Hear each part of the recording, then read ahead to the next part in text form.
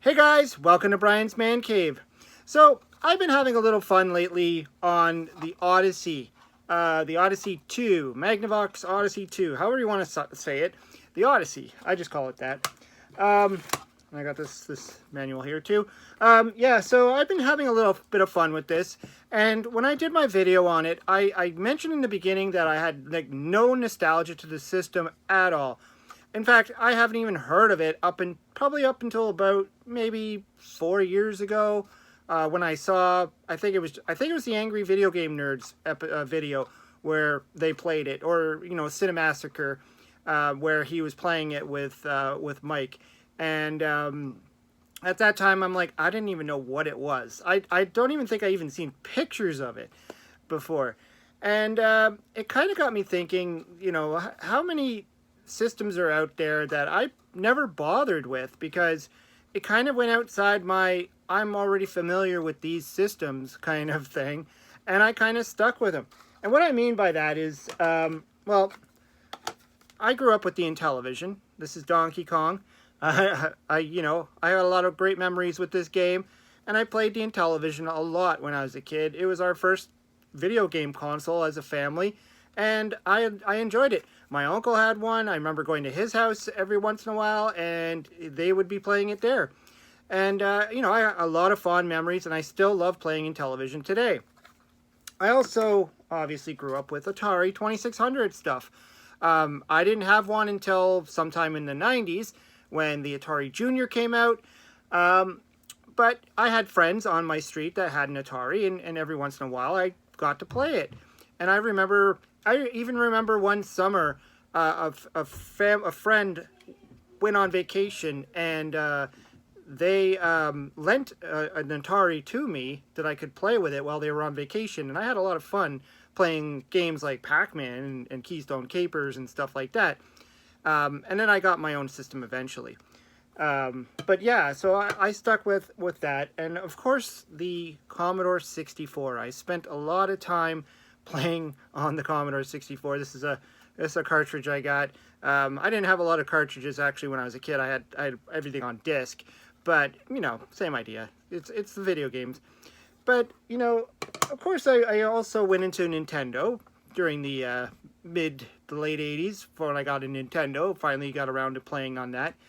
And I remember my cousin had a Sega Master System, which I wasn't very familiar with at the time.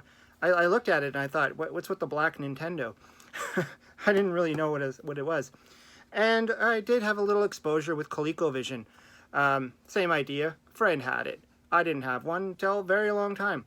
And so I was thinking about, when I do my videos, I typically stick around the Intellivision, the Atari, and the Commodore 64, the odd Coleco game. And I hardly ever really explored past that bubble.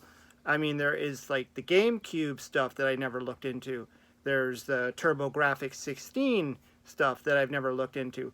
I've had people tell me that I should look into the Sega Game Gear because there's some really great titles on there. I never had one. I never knew anyone that had one. Again, in my little circle of friends, we had Game Boy, Nintendo Game Boy. So I never got to really see a Game Gear. I never had one. I see them for sale in the video game stores, but I've never picked one up. Never even tried to pick one up. But I have heard that there is some good stuff on there, and even if I don't have the system, it might be worth emulating it, getting an emulator going. I think I do actually have the emulator and a bunch of games, and I don't think I've actually really explored it. I'm not even sure if I've even done a video on any of them. But, again, going outside that I'm familiar with, I'm familiar more with the stuff that I like to play all the time. And so I was thinking, is it something that us being like retro gamers, should we explore a little bit more? Should we look outside our comfort zone and start looking at other systems? Or is it not really, beneficial to do so? Especially if you want to start collecting, or if you want to start buying the old stuff, and not really knowing which titles to pick up and all that other. But this kind of goes right back to emulation, and I'm sure there's a lot of stuff that I have missed because I just kind of stuck with what I knew. I stuck with Nintendo. And even with the game selections within my little circle of stuff, I typically play the same games over and over again. Like you see me holding up Donkey Kong. I play it a lot. You know, my go-to games for Nintendo. I like playing Punch-Out. I like playing Zelda. I like playing Super Mario 3. You know, Castlevania. And I always tend to go towards the same games over and over and over again on the Intellivision. Well, I play a lot of different Intellivision games, but I tend to have a circle of games like Utopia and Cloudy Mountain and Astro Smash, and you know, it's like the same games over and over again.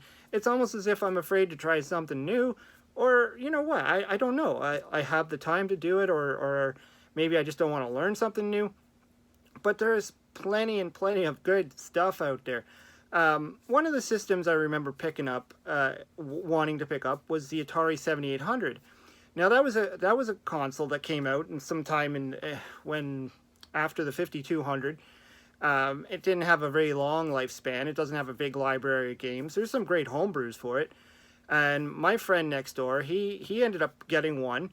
And beyond the game that it came packed with, which was Pole Position 2, I think later on I ended up getting Food Fight, and I didn't realize it was a 7800 game when I bought it, so I ended up giving it to my friend. So we played Food Fight. He didn't really have any other games, so I didn't get a lot of exposure to the system. So at some point I decided to pick one up again because it is backwards compatible. It can play the Atari 2600 games. So I thought, even if I don't get a big library of 7800 games, which I'm not really familiar with, I can still play my Atari 2600 games on it, which seems kind of weird because I have a bunch of systems that can already play those cartridges. But I thought I would dive into that, and I got a bunch of cartridges, but there's still a lot of games on that system I haven't really explored. Lots of titles like the Ninja Golf, which I keep seeing people play. It looks cool. I don't know why I haven't tried it yet. And of course the same goes for the Sega Master System. I ended up picking one up a long time ago. I showed in my previous video I picked up Ghostbusters for the Sega Master System, only because I thought it looked cool. And I've still yet to play it. I still yet to hook up my Sega Master System and try it. I don't know why. I don't know if it's the backlog issue or if it's what. And of course there's a lot of other games on the Sega Master System which I still haven't even tried. There's just tons of them, and I question myself, why am I not playing these games? Now, of course, like I was getting at, obviously time can be a factor. Maybe I like to play the same things over and again because I know what I'm doing. I don't have to think about it. I don't need to read a manual. I don't need to guess the controls. I just put the game in and I just start playing it, and you know, it could be a time factor. And I always think of that too. Like, I find myself right now in life, I don't have all the time to play video games. Typically, I'm playing video games when I'm doing videos. I'm doing the YouTube videos, and then I'm playing video games. Other than that, I'm programming video games, or I'm doing other things. And so it's kind of hard to kind of find that fine balance of time and say, you know, I'm going to, you know, carve some time out. I did a little bit when I got my Nintendo Switch. And again, that took me a long time to pull the trigger on that one. I debated for quite a while whether I wanted to spend the money on getting a Switch, whether I'd have time to play it, whether I'd even like playing any of the games on it.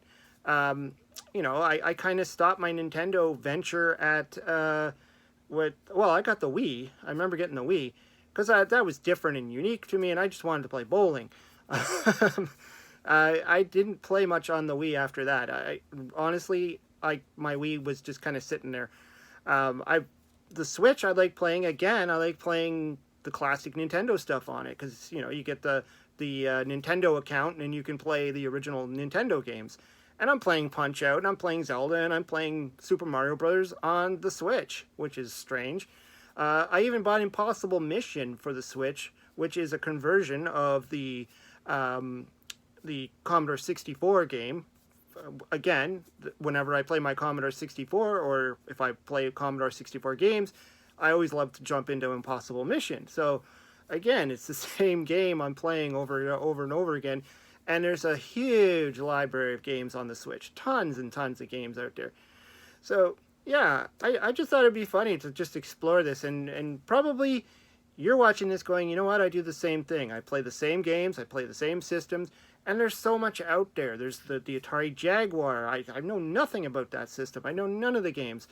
The Atari 5200, which I once contemplated on deciding if I wanted to pick one up or not.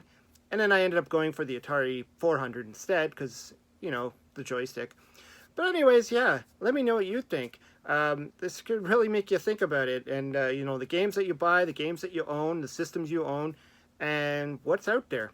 Anyways, let me know what you think. Throw some comments down below. Hope you subscribe, and we'll talk to you later.